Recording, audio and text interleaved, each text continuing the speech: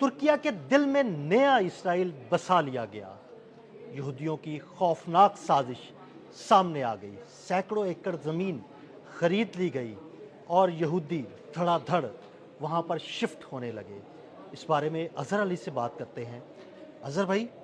ایک خوفناک خبر سامنے آئی ہے ترکیہ کے بالکل پاس، اسے ترکیہ کا دل ہی کہیں گے، وہاں پر نئی یہودی بستیاں آباد ہو گئی ہیں۔ کیا سارا معاملہ یہ؟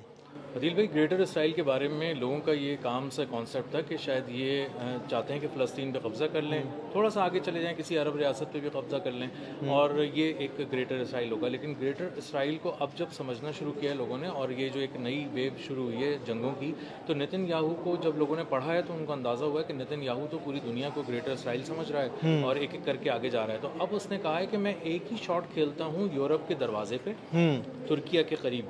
اور وہاں سے رہ کے میں مشرق وسطی بھی سنبھال لوں گا اور خدا نخواستہ اور یہ آگے اسرائیل اور وہ جو یورپ ہے اس کو بھی دیکھ لوں گا۔ تو انہوں نے اس کا انتخاب کیا ہے قبرص کا، جو ایک سائپرس ایک ملک جی ہے، بالکل، ترکیہ کے بالکل قریب ہے، برابر میں ہی ہے۔ وہاں پہ انہوں نے لینڈ خریدنی شروع کی ہے، زمین خریدنی شروع کی ہے، ریل اسٹیٹ خریدنی شروع کی ہے، پراپرٹیز خریدنی شروع کی ہیں، عمارتیں خریدنی شروع کی ہیں، اور یہ بہت ہی تیزی سے ہو رہا ہے اور ایسا محسوس ہو رہا ہے کہ یہ ایک پلانڈ سازش ہے۔ اور جب اس کو آپ دیکھیں کہ یہ کس سطح پہ دیکھی جا رہی ہے، جو اس کے ارکان پارلیمنٹ ہیں سائپرس کے، وہ چیخنا شروع ہو گئے ہیں، ڈیبیٹ شروع ہو گئی ہے پارلیمنٹ کے اندر کہ یہ ایک ہی خاص قسم کا گروپ اتنی بڑے پیمانے پہ ملک سے باہر سے آ کے اتنی تیزی سے زمینوں کی خریداری کیوں کر رہا ہے اور کیسے کر رہا ہے۔ اب جب آپ اس کی تفصیل میں جائیں گے تو وہ تفصیل بہت خوفناک ہے۔ انہوں نے شہروں میں عمارتیں خریدی ہیں، زیادہ نہیں خریدا ہے، عمارتیں خریدنی شروع کی ہیں جو اہم اسٹریٹجک یعنی آپ کہہ لیں لوکیشنز ہیں، اس کی عمارتیں خریدنی شروع کی ہیں، اور اس کے بعد انہوں نے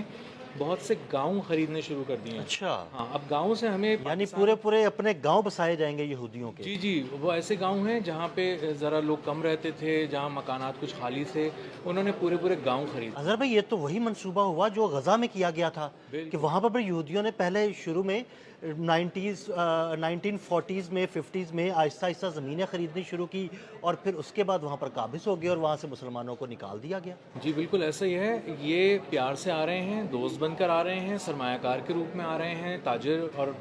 پیسہ لے کر آ رہے ہیں، تاجر بن کر آ رہے ہیں۔ لیکن اب لوگ چونکہ ان کو پہچان چکے ہیں کہ کس طرح یہ آتے ہیں، سر جھکا کے آتے ہیں اور اس کے بعد گلے کاٹنا شروع کر دیتے ہیں، تو لوگوں کو اب اسی لیے سائپرس میں اب یہ بات شروع ہو گئی ہے۔ اور اس کی میں ڈیٹیلز بتاؤں آپ کو، بہت خوفناک ہیں۔ انہوں نے گاؤں کے گاؤں خریدے، کچھ گاؤں ایسے تھے جو انہوں نے 70% تک خرید لیے ہیں، یعنی اگر آپ اس میں وہاں رہیں گے بھی تو اقلیت بن کے رہیں گے، اقلیت بن کے رہیں بالکل گے، انہی کی ان طرح کے زیر سایہ رہیں گے، زیر اثر رہیں گے، اور اگر ان کی بات نہیں مانیں گے تو آپ کے ساتھ بھی وہی سلوک کیا جا سکتا ہے جو غزہ میں کیا جی انہوں نے۔ بالکل ایسا ہی ہے۔ اور یہ صرف ایک محض آباد کاری نہیں ہے، یہاں اس کی ڈیٹیل میں آپ کو بتاؤں کہ ہنگری کا جو ایک اسرائیلی بزنس مین ہے جو ہنگری میں رہتا تھا، تو ہنگری سے وہ انویسٹمنٹ لے کر آیا اور پورے گاؤں خریدنا شروع ہو گیا، اور گاؤں خریدنے کے بعد وہاں سب سے پہلی چیز کیا بنا رہے ہیں؟ اسکول، تاکہ ہمارے بچے وہاں رہتے ہی پڑھنا شروع کریں، ہمیں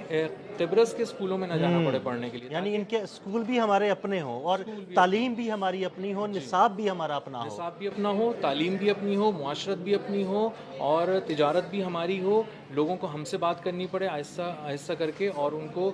پتہ چلے کہ ہم اسرائیلیوں کے ساتھ ہمیں مل جل کے رہنا ہے، نہ کہ اسرائیلیوں کو ہمارے ساتھ مل جل کے رہنا ہے۔ تو جب 70% علاقوں پہ ان کے قبضہ ہو جائے گا تو آپ سمجھیں کہ قبرص جو ہے وہ ترکیہ کے بالکل برابر میں ہے، اور اگر اس طرح یہ کرتے ہیں تو آپ دیکھیں کہ یہ کیا کر سکتے ہیں وہاں سے بیٹھ کے، نہ صرف ترکی کے ساتھ بلکہ مشرق وسطیٰ کے ساتھ۔ اور سب سے پہلا اب انہوں نے یہ شروع کیا ہے کیونکہ ان کو مفت کا ایک ملک مل گیا ہے،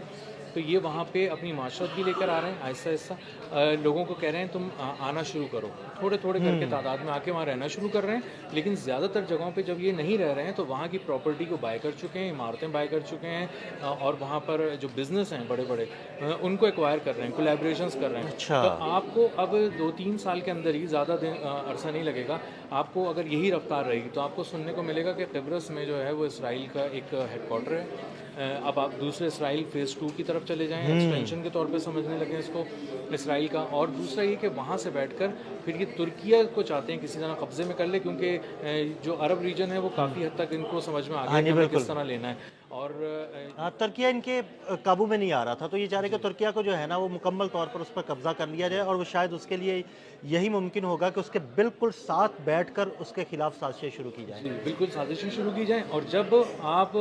حملہ کریں اسرائیل میں کوئی کام کریں اور اس کے بعد اسرائیل آپ پر حملہ کرے تو آپ کہیں گے یہ تو بھائی قبرص پہ حملہ ہو گیا، سائپرس پہ حملہ ہو گیا، پتہ نہیں ان کو کیا ہو گیا ہے، یہ ترکیہ والے اتنے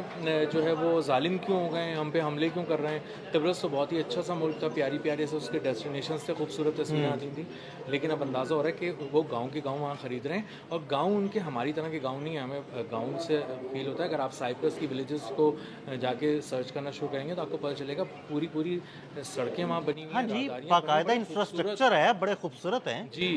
پورا ایک انفراسٹرکچر ہے، وہاں پہ جا کے رہائش اختیار کی جا سکتی ہے جو بھی وہاں جا کے رہنا چاہے۔ اچھا اظہر بھائی، باقاعدہ طور پر پوری دنیا میں جو یہودی انویسٹرز موجود ہیں، بزنس مین موجود ہیں، ان کو دعوت دی گئی کہ وہ یہاں پر آئیں، زمینیں خریدیں، اور یہاں پر اپنا ایک الگ سے جو ہے نا ایک چھوٹا سا ملک ٹائپ بنایا جائے۔ جی ان کو پہلے خفیہ پیغام بھیجا گیا، ان کو بتایا گیا کہ فلاں صاحب آپ ذرا فلاں ملکوں سے آئیں، ہنگری سے آئیں، مختلف جگہوں پہ آئیں، اور آ کے نا یہاں پہ کچھ عمارتیں خریدنی شروع کر دیں تو کسی کو فیل نہیں ہوگا۔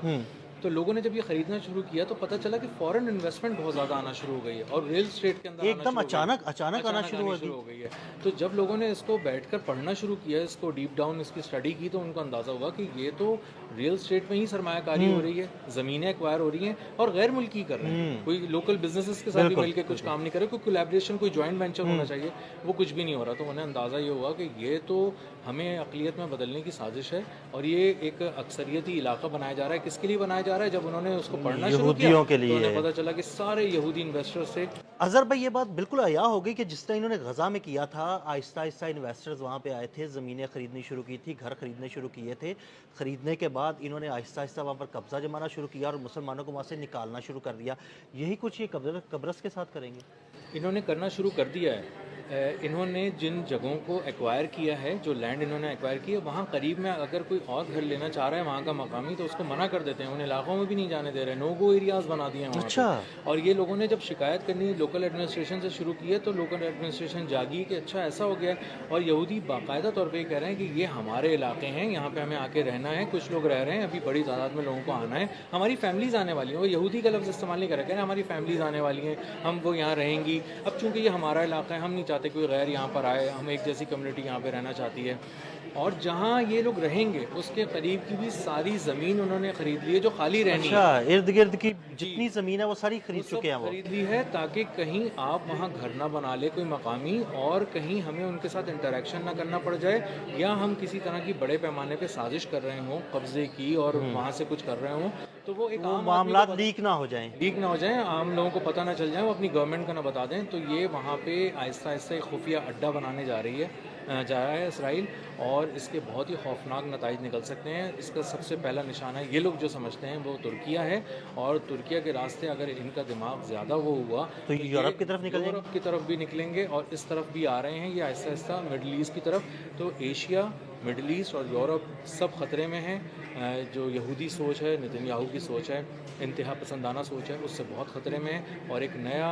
ایک ایکسٹینشن کہہ لیں، فیز 2 کہہ لیں، نئی چیز کہہ لیں، وہ بسانے جا رہے ہیں اسرائیل کا۔ بہت شکریہ اظہر بھائی۔ اظہر بھائی نے بڑی تفصیل کے ساتھ اس سارے معاملے پر روشنی ڈالی۔ مزید اپڈیٹس کے لیے ہمیں فالو کرتے رہیں۔ عدیل احمد اور اظہر علی خان کو اجازت دیجیے گا۔ اللہ حافظ۔